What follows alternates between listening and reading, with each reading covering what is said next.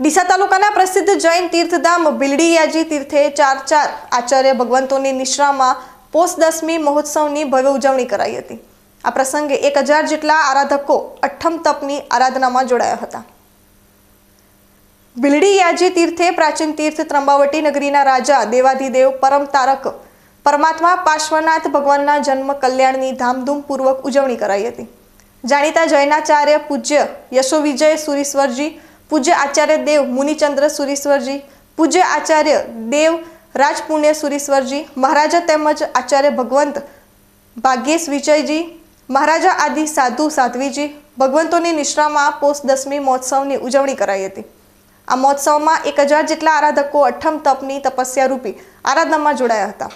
આ સમગ્ર મહોત્સવનો લાભ ગરાબંડી નિવાસી મહેતા લીલાબેન શાંતિલાલ હાલચંદ પરિવારે લીધો હતો।